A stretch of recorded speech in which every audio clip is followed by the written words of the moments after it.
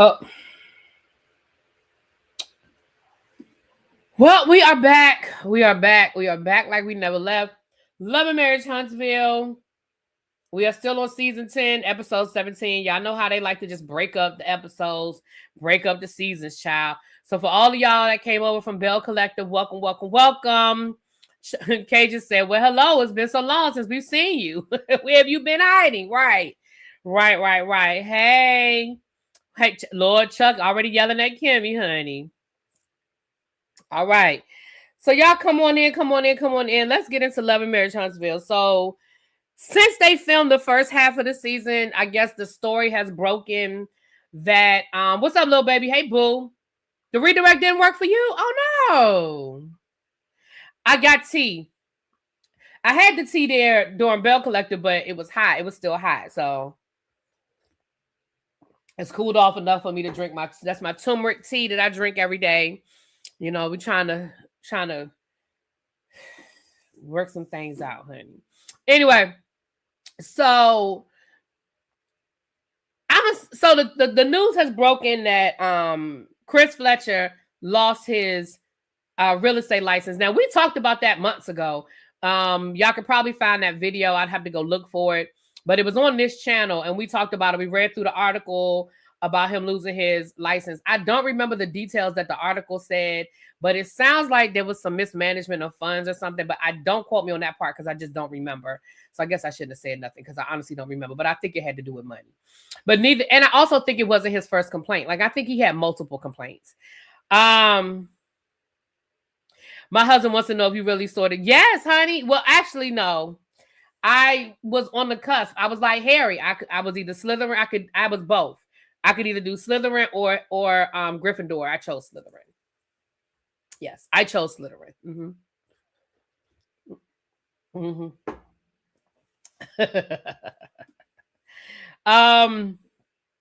So yeah, so we start off the episode with Latrice. Lord, all these loves. Letitia. Jeez. I just got finished doing Bell Collective, child. Let me get Leticia and Latrice out my brain. Letitia. Ravenclaw.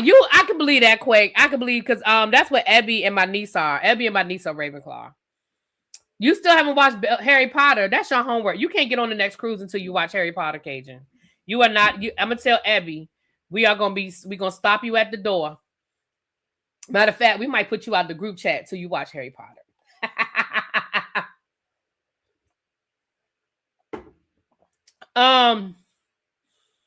So Tisha shows up to talk to Latrice, and they're just like, oh, and here's what I also don't like.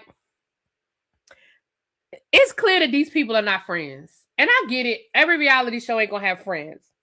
But none of these people have seen each other since the 80s party.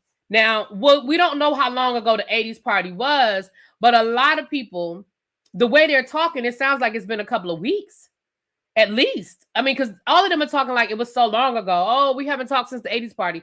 The fact that you didn't even know that her son was in a whole car accident where his car flipped over multiple times and like,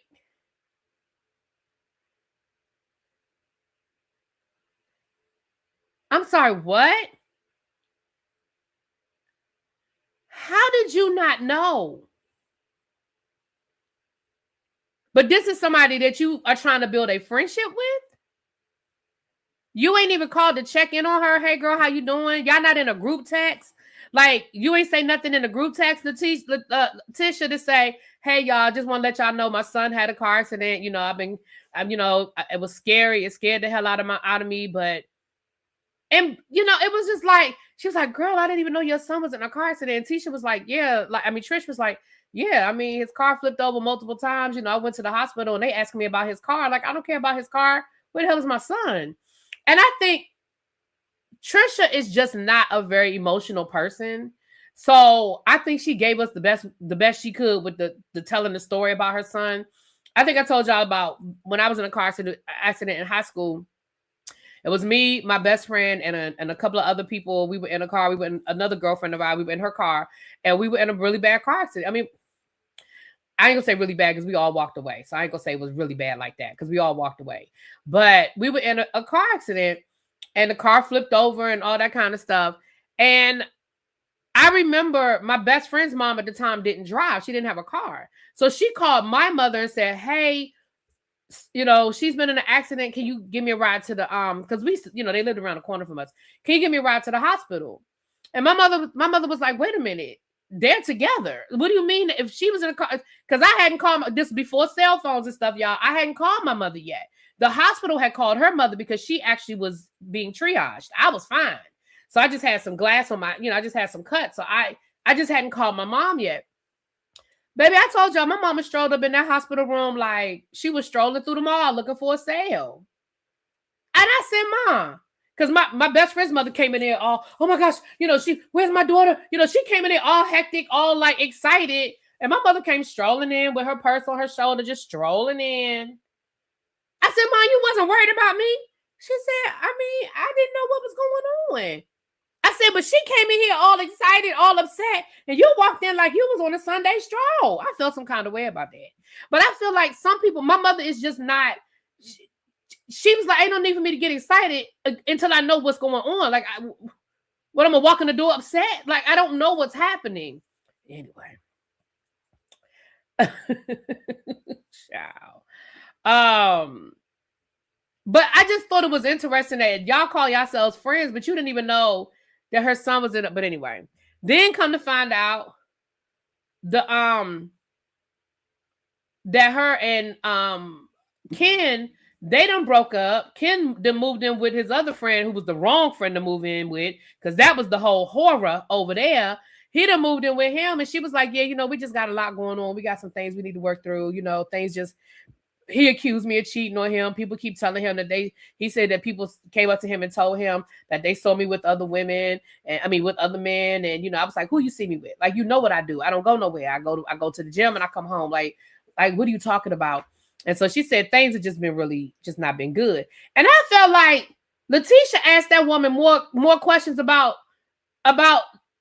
Ken being out the house than she asked her about her son in the car accident. Now, it could be editing. Maybe they had a whole conversation about it and production edited it out. But I said, damn.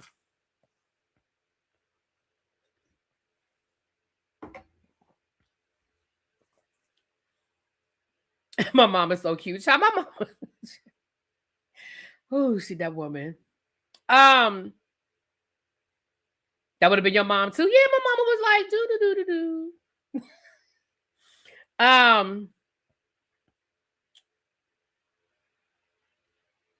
Now, I'm gonna say this, and y'all know I don't defend Latricia too often. I don't.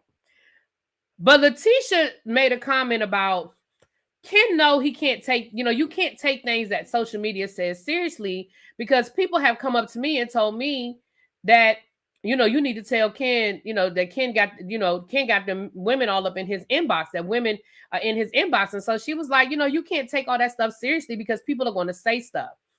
Now we see a preview where Marceau is sort of chastising her, like, we are the last ones that need to be carrying bones. But I don't feel like the way that she said that, I don't feel like that was her carrying a bone. I feel like that was her saying, look, people come to us all the time and tell us what's going on. And people get into these things all the time, and you just can't take it seriously. You can't read into everything. That's how I took it. Now that's how I took it, but we'll see how it actually plays out. Why are they lying about him moving out when it was a whole court order for him to move out of that house ASAP? This is why I don't watch this show. I just watch the reviews. You know what? Now that you say that, Cheryl, I forgot. I did read something about Ken having to get out that house. You know what? Now I do remember. Damn, now I gotta go back and look that up. Because y'all know I don't pay no attention to this show when it ain't on. So I don't even know why I picked up on the Chris Fletcher story. Somebody sent it to me. But damn, now did you say that, Cheryl?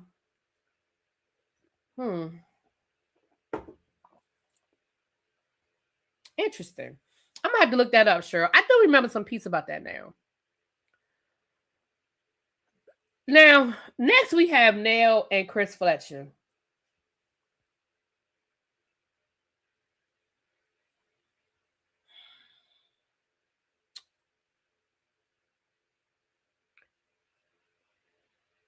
Chris, come here, baby.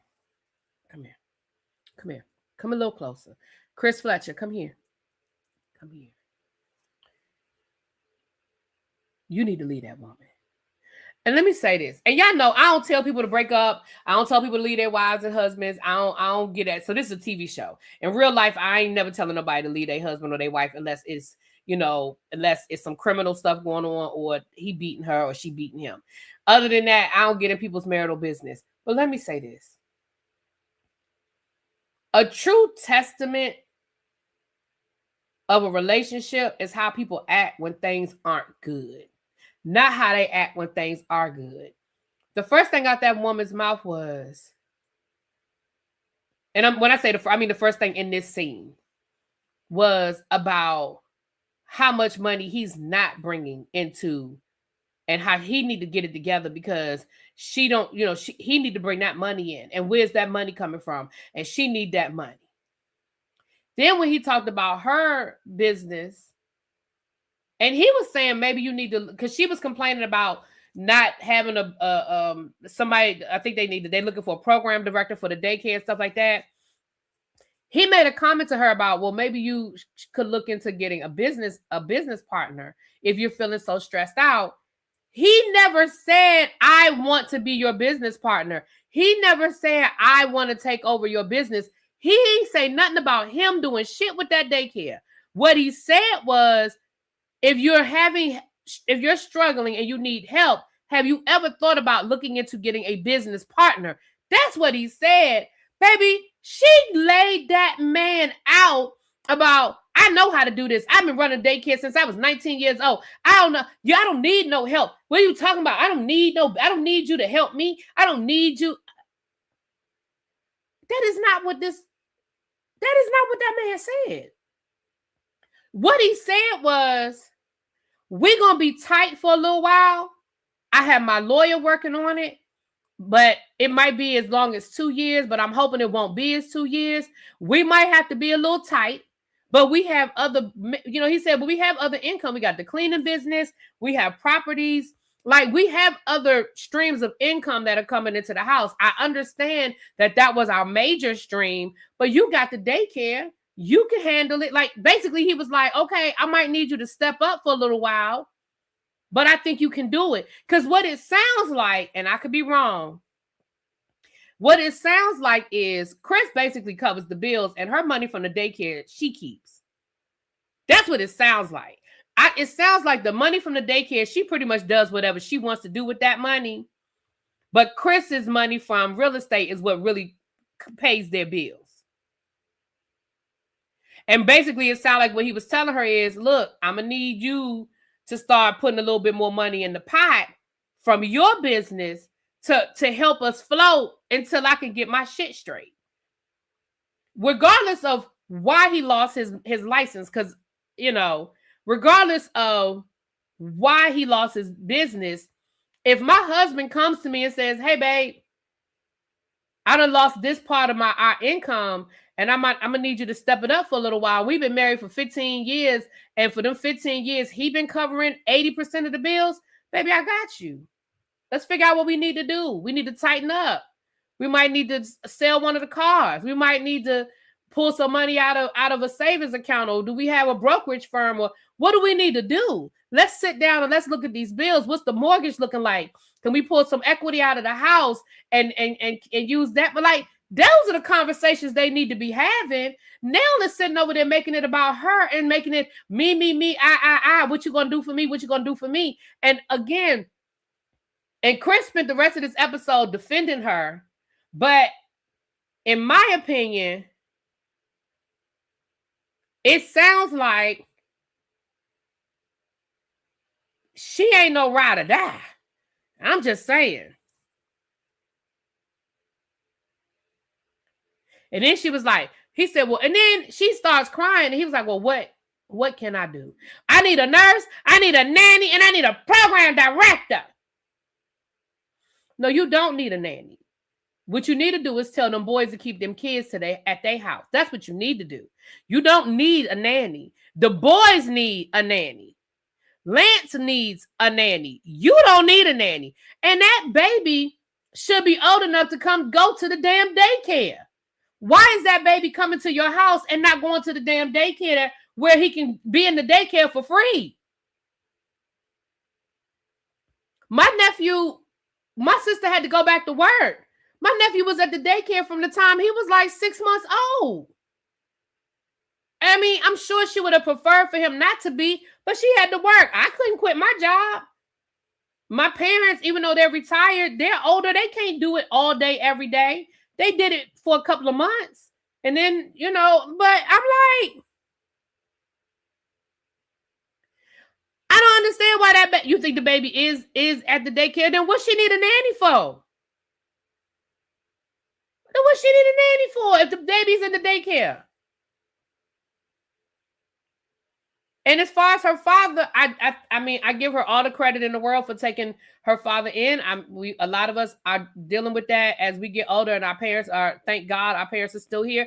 A lot of us have to make those types of decisions. So for that, I do get it. That is stressful. But don't she have a sister? Is she the only one?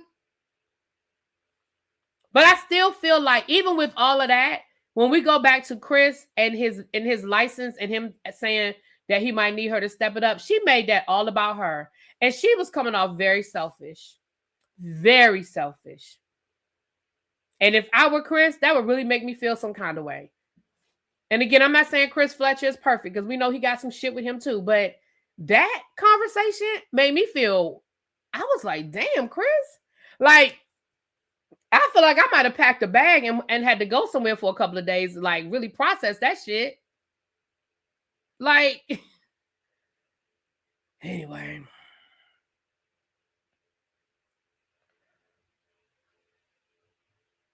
Now, I don't think she's keeping the babies full time, but I think them babies are with her more than they with their damn. Anyway. Next, we got Kimmy and Maurice. I can't.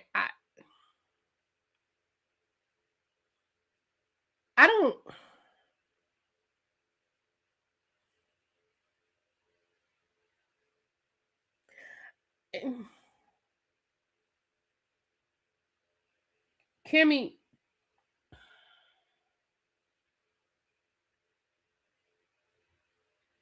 I feel like you only upset because you were publicly embarrassed.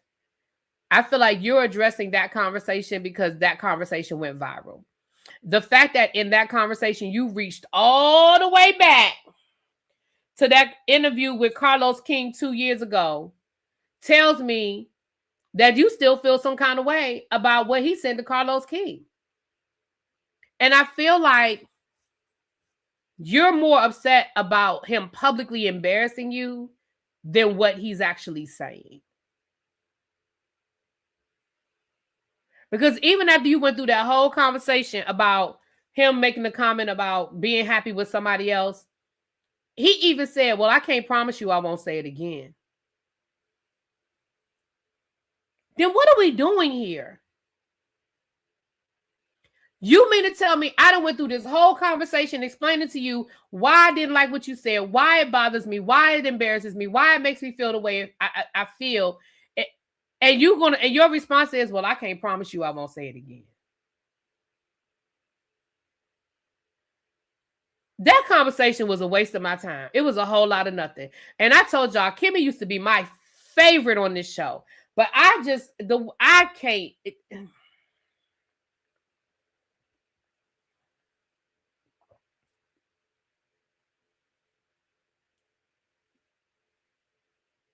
He did a recent interview with Carlos saying maybe he doesn't need to be married.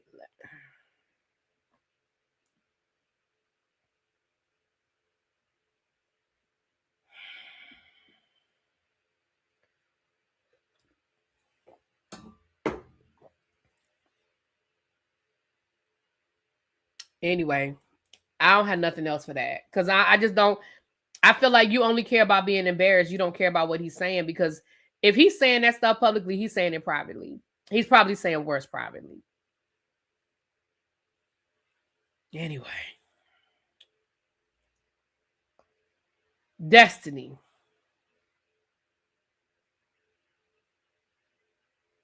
We see Destiny with her dad and her godmom, and we learn a little bit more about her history. Baby, Destiny has 7 other siblings. I mean, she has a brother who's deceased, but she has 6 other siblings. And she's been on a quest to find all her siblings, and she's going to actually have a meeting with them because she said, I've never met them. We found out that we knew that Destiny's father had custody of her. And I think she told the story about her and her brother being, her mom was in the streets and them kind of being abandoned and her dad having to come and get custody. And he wanted the brother, but the mother wouldn't let the brother go. And very heartbreaking. It's a hard story.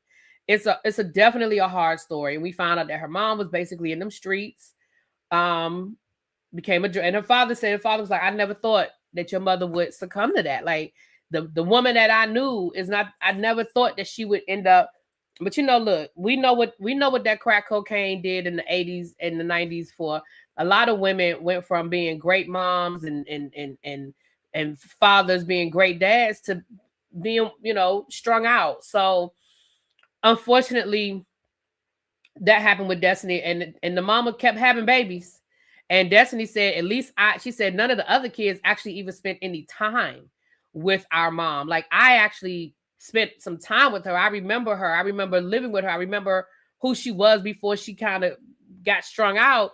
But the rest of the kids, literally, as soon as she had those babies, the state took them, which tells me they probably were born addicted. For the state to take them as soon as you gave birth, either you were in jail or them babies came out and they had drugs in their system. Because that's crazy. That you had 6 more kids and all of them came out, all of them went straight into the system. That's crazy. I applaud Destiny for finding them. I applaud Destiny because, she had to go through public records and she had to do work. Like, she had to do some work to find 6 of her siblings. So I applaud her for that. I give her credit for that. Or both, True Quake, or both. And I applaud her for, I mean, some people might say she's desperate for a storyline. She might be desperate for a storyline, but she could give us the bullshit storyline she gave us last season with her dating all of Huntsville. I'm just saying. So, baby, but did you hear when she invited her daddy? And her daddy was like, no, I'm good. I'm gonna let you handle that. Like, I don't want no parts of that. But so I guess that's going to be Destiny's storyline, the second half of the season, of her. And we saw in the trailer with her and her mom. And the dad said, I don't want to see her like that. He said, I don't want to see her strung out. I don't want to see her like that.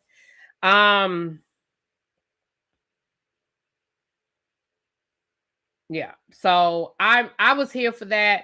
Again, it's a sad story. Sorry to hear it. I'm, wishing her the best. But that's a lot. I mean, that's a lot for a child to have to process through.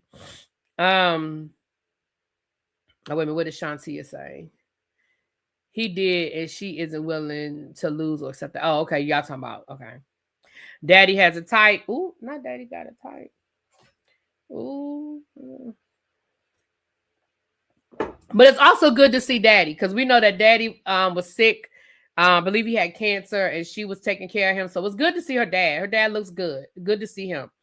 So shout out to that. Did y'all talk about Maurice and Kimmy? We just got done, but go ahead. I think they still talking about it in the chat. All I basically said, babe, was, Kimmy, I feel like you only worried about Maurice embarrassing you. You're not really worried about what Maurice is saying. You only worried that it embarrasses you, because the man has told you, and he done told you he ain't gonna change. Because when she asked him to, about I think you'll be happier. I want you to just be happy, even if it's not with me. And she was like, can you just not say that? And he was like, I can't promise you I won't say it again. Girl, I just feel like that's just my feeling, Danielle, that I just feel like you're not really mad. You just mad that you're getting embarrassed. That's my 2 cents. Because if you was really mad, you wouldn't be there. Because I'm sure he say that kind of shit all the time. So you just mad that you're getting embarrassed. Anyway. So then we see Chris, Ken, and Martell getting together to have this little scene at the car wash. Look, Martell ain't learned nothing. Martell has not learned anything about trying to control these women And Chris Fletcher even told him, that's your problem. Your problem is you trying to control women, and that ain't gonna work. Like, that ain't worked for you yet. And then you heard when Martell told him to go get a young one. And Chris was like, yeah, you want a young one because you can control them. They're easier to control because they need you. They need to rely on you. That's why you go get them young girls. And Martell was like, no, I mean, I'm just saying. No, that's exactly, he ain't wrong. That's exactly why you run out there and you get them old young girls. And then that's when Ken said he moved out. Now, Ken said he got his own apartment. Tisha said that he moved in with Sean. I don't know what the truth is. It don't even matter. Yeah, Martell is Martell. Yeah, I don't put no whole lot of energy into Martell. Chris again talked about his losing his license. Let me say this, Chris. When you were talking to your wife, I mean, in your confessional, you said that your legal counsel has told you not to speak on it. I need you to listen to your legal counsel. You sat here and told these guys, well, I was doing a favor for somebody, and it came back and bit me in the butt, and shut up. If your attorneys told you not to say nothing, don't say nothing. Just say they working on it. You don't need to tell them you was doing a favor for nobody. That could be, again, it's kind of what I said about Wendy last week, and I know everybody didn't agree with me. Wendy, don't say nothing about your case. Nothing. Anything you say can and will be used against you. Something that doesn't sound like a big deal to you can turn out to be a big deal to your case. And this is a nationally televised show. Shut the fuck up, Wendy. In this nationally televised show, they can clip it and use it however they want to use it. They can subpoena footage and say, well, we want to know what everything he said, because we know that's an edited scene. We want the unedited scene. And maybe you said something in the unedited scene that they took out, but you still said it. You see what I'm saying? Same thing with the reunion with Wendy. They might subpoena Bravo, they might subpoena Bravo for the unedited reunion, because you said that much that they on camera. Well, what else did you say? See? And I know some people were like, well, Karen was the one saying that she should have took her own advice. Well, maybe she learned her lesson. In hindsight, I bet you Karen wish she had listened to her damn attorneys. I bet you she does. Her ass probably would have never went to jail. She might have been on house arrest for 6 months or some shit. Or maybe she would have only done like 30 days in jail versus 8 months. Like, maybe she's saying, look, I learned from the what's the thing, y'all? What I'm saying? I learned from my mistakes. Anyway, shutting up is free. Free 99. Anyway, that's all the fellas was talking about, y'all. They wasn't talking about shit. Because I don't think we care. Child, I don't care about Ken and Tisha. Damn sure don't care about Martell. And I done already said what I got to say about Chris. So there's that. Now, the ladies get together for Taco Tuesday. We got Tisha, we have Kimmy, and we have Destiny. Let me tell y'all something. Tisha, you got to be one of the most miserable motherfuckers I know. I mean,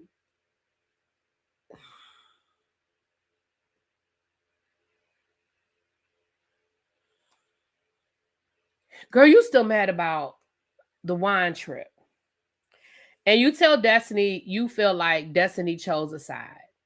And Destiny was like, well, I don't feel like I chose a side, but I also feel like we talked about this and I already apologized to you. And I said to you, Tisha, if you felt like I chose a side, that I apologized. That was not my intention. And I did not mean to make you feel that way, but I'm not choosing a side. And Tisha kept going. See, that is where I'm like, Destiny, that is where I get irritated and I get pissed off, because what more do you want from me? All I can do is apologize. And I thought I had already done that. And I thought we had already cleared it. So what you still mad about? I feel like you chose a side. I feel like you chose Nell's side over mine. And if she did, so what? Y'all are all friends. I put that in air quotes. Y'all are all in the same friend group. If she did choose a side, so what? Maybe in that situation, she thought Nell was right and you were wrong. She has a right to feel that way. And then you're going to tell her, well, if you're going to choose a side, just choose a side, but don't pretend.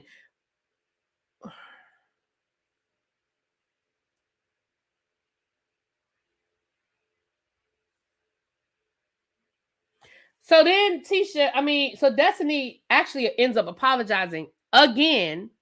And she says, Tisha, I don't know what you want from me. Like, I've apologized multiple times at this point. I don't know what more you want from me.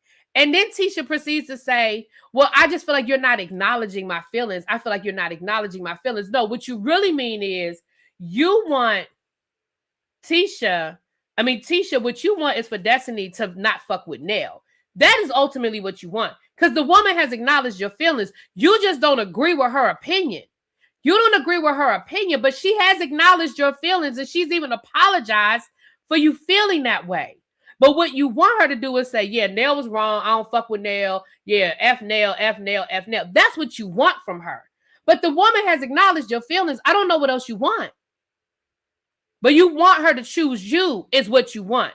You want her to choose you. And she didn't, and she's not. Right. Kimmy was even like, what the fuck? Because Kimmy knew that was some bullshit. Kimmy knew that the whole thing was some bullshit. And it was. And even if it wasn't, we already talked about this weeks ago. I already apologized weeks ago.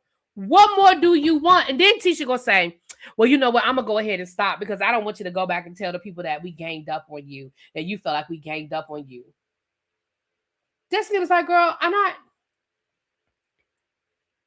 grown ass woman. I can handle my business. I don't, I ain't gonna feel no kind of way talking about something that I feel like you ganged up on me. What are you talking about? Now I know what she's talking about. She's talking about the situation from the game night thing or whatever. But Destiny was like, girl, ain't nobody feeling like you ganged up on me. Like, I'm good. Ain't nobody ganged up on me. I'm good.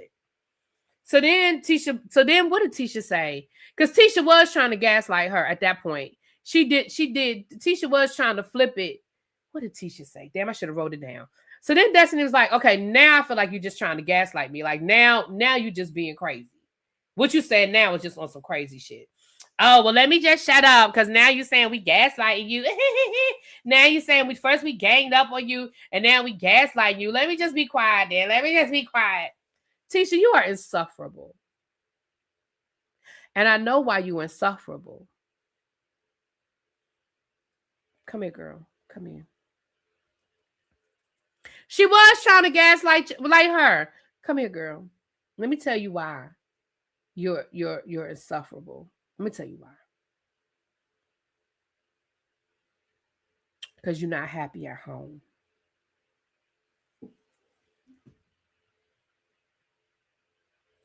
The older your kids, see, when you're in a marriage and y'all have kids, it's easy to get caught up in the minutia of the day-to-day. Kids have basketball, volleyball, football, track, soccer, Girl Scouts, ballet, all the things that kids do.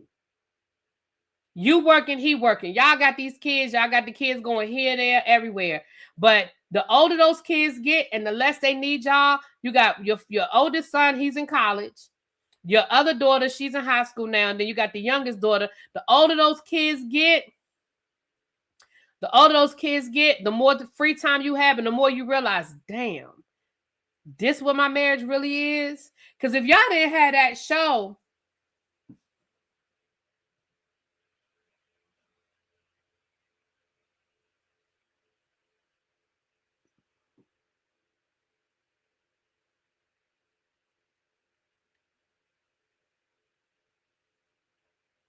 if y'all didn't have this show to make y'all actually talk to each other and film together and spend time together, what would y'all really be doing in y'all free time right now?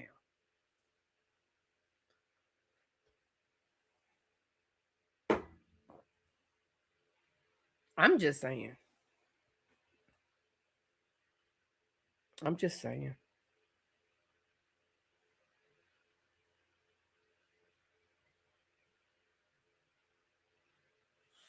I think she also holds some guilt about Kiki. Oh wow, she might. She might. And to a certain extent, I think she should. She can't. I don't think she can hold any guilt about everything as it relates to Kiki. But there's a level there that I can understand why she would be carrying some guilt.